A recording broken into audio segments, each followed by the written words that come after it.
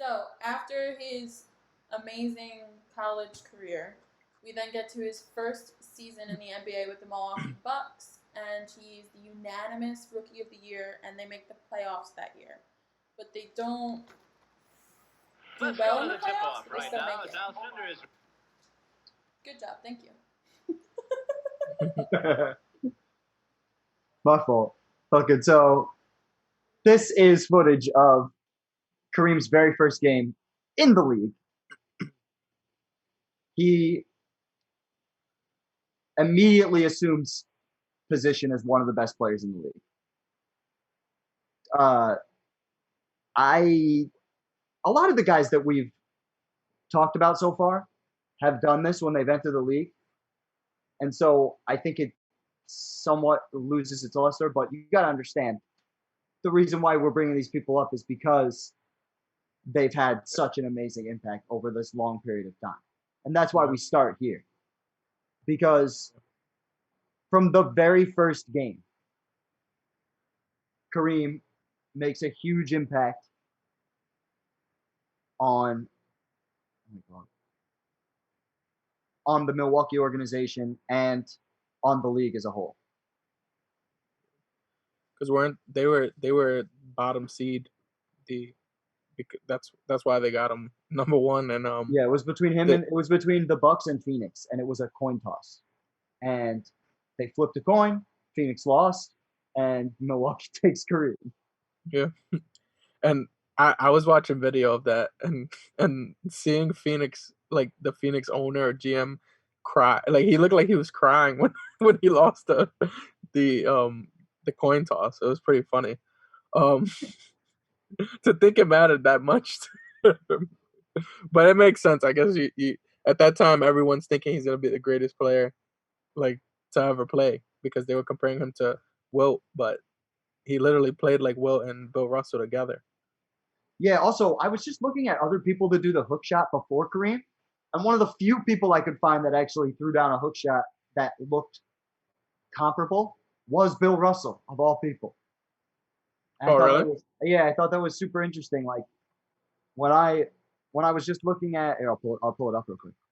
When I was looking at different people who did the hook shot, Bill Russell's name came up, so I'll do Bill Russell.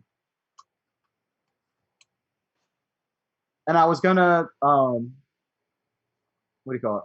I was gonna bring it up because it looks very similar to the way Kareem's looked when he starts his career. Like you see how it's kind of like he kind of puts his whole body into it. Yeah. See how he does it like that? And Kareem, especially when he was younger, threw it just like that. That is true. Bang. He probably did. I mean, because we got to think about like when you're at that age, you're gonna be watching. He would have been growing up watching Bill Russell and Wilt Chamberlain, so that's who he's gonna mimic his game around. That's how. Looks awfully familiar. Seriously, yeah. Because even things that he did, because I was watching him versus Wilt, and it was like he did things that looked like things that Wilt would do. Like he had some powerful ass dunks that I was very confused about because I was just like, you talking about Kareem? Yeah, Kareem. Oh yeah, dude, let's go. Like he was not like a soft guy. Like as we've been talking about like these like in these legacy breakdowns and then in the hypotheticals, we talk about Kareem and kind of mention how he's like soft. Well, we look at him as like a softer player, but I don't know, man. Finesse. Let's say finesse. Finesse is the nicest word throughout history to say soft. Yeah. He was definitely like a more, I guess, finesse player because we look at him versus like a Shaq and stuff, but he faced like Wilt and Wilt wasn't his prime, but he was a bully, and like he had to deal with that, and I feel like people don't take that into consideration because they don't care about the 70s. The 70s. When I was watching his high school highlights, like look at that skyhook that we just saw right there. Very like it's very rudimentary in comparison to what we'll see in a few years. But yeah, what do you call it?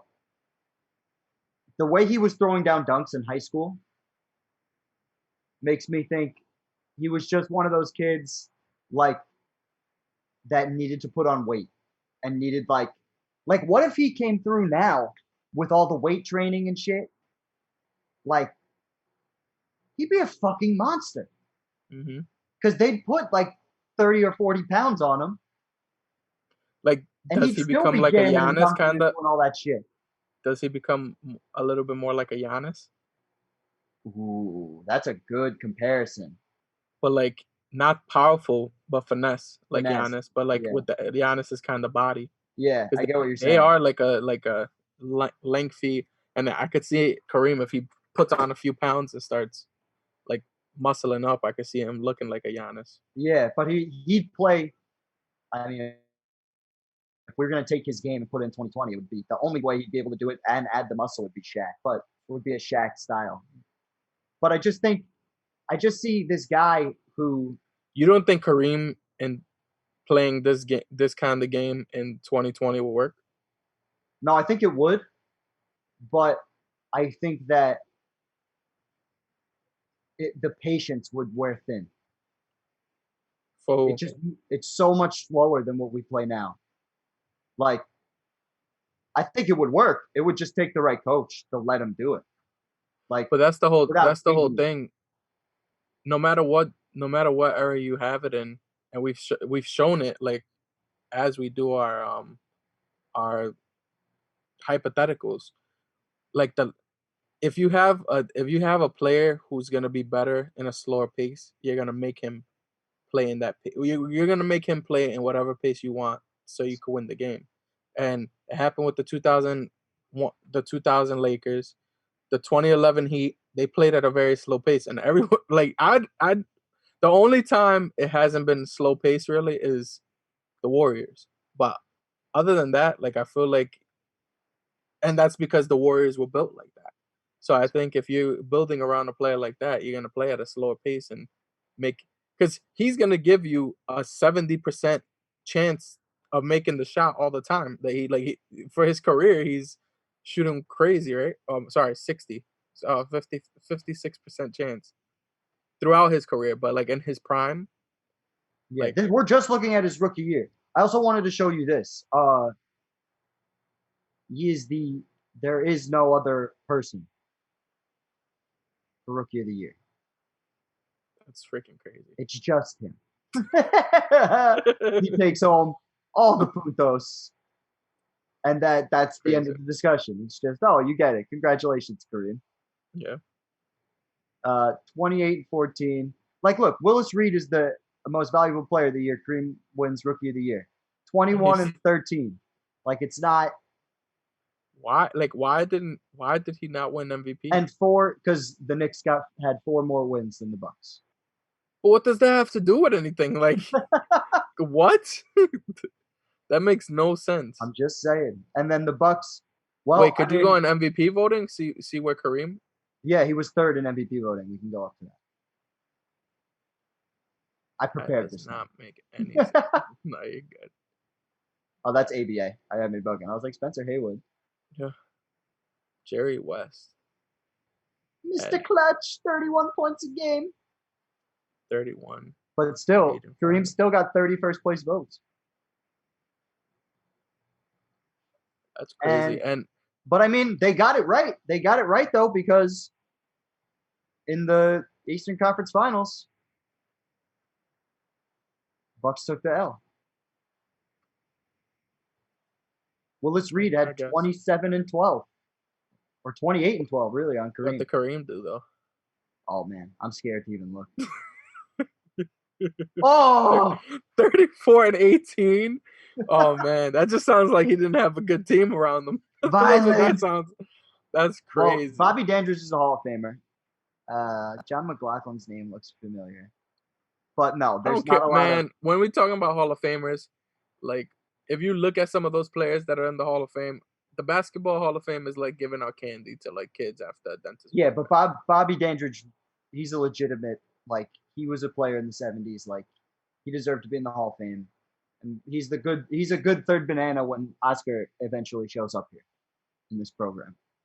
which is what we got to get to in a minute. But this is what led to them getting Oscar. Where's my man Walt Frazier? Almost a triple-double with 10, 7, and 7. Yeah. And shooting. Oh, he shot terribly. But everybody really shot terribly. Oh, my God. Yeah. Gross. No wonder why there's more rebounds to go around. But seriously. But still, I guess they got it right. But are you surprised that Kareem didn't get the MVP in his rookie year? A few people at this point had done that. It wasn't uncommon at the time. Well, could I It's super see? uncommon now. Could I see what the Lakers record was the year before? You mean the Bucks? Or the No, Lakers because I record? want to understand why is Jerry West over Kareem? Like, is it just because his stardom, or Probably, maybe. Oh, no. because that makes no sense to me. We are talking about 1969 here. Oh. 1970. But I mean, Willis Reed did win. And Yes, but I'm just saying, it could be a thing because Kareem still got first place votes here. Yeah, but I just don't understand. Like, what did I mean? And Jerry West led the league in scoring. I'm just giving you reasons, and he led the league. I guess the win shares. Yeah, he led the league in win shares, which nobody was fucking looking at the time. Yeah, no one even knew what that was. So, but I guess they had it. They were like, he just, he could dribble and he could shoot. Like he does it every once in a while. Yeah, it worked out. It worked out fine. But I'm fine with Kareem not getting MVP his rookie year. Give him a chance. I'm sure everybody there was like, fuck it. But he outplayed. To me, he played. He was just better than everyone else statistically, right? And then he also won more than the second place by 10 games, and he won less than the first place guy by 4 games. So it's like, and I don't think and clearly what did he go 7 games with the Knicks? No, the Knicks won in 5. Oh, so he clearly had the lesser team too. So I don't understand how you wouldn't look at that and say that's MVP. Like, the Knicks would go on to win the finals in the series. This was also a Knicks team that was known for their ball movement, one of those kind of teams. So the fact that they worked around the individual guy doesn't really shock me that much. But I just don't. That just doesn't make sense to me. If you have the better team, like clearly the Knicks had the better team, and then the guy. Yeah, well, clearly once the Eastern Conference Finals came, we knew. But no, Lynn, you were saying? Yeah, one thing about Kareem that was affecting his career, even like when he first started in the NBA, was how not of a public person he was. So that also is a factor as well. Like, he just wasn't people's favorite player. Not really. Especially not at the beginning of his career. Well, he was a historically irritating interview for a lot of people. That's what he was looked at as. Just very boring, very very serious all the time. Yeah. But this is while I'm pretty sure he's still Lou Alcindor at this point, right? He hasn't changed names yet. After his second year. Yeah. I think. It's after we get into this championship, which we're going to get into.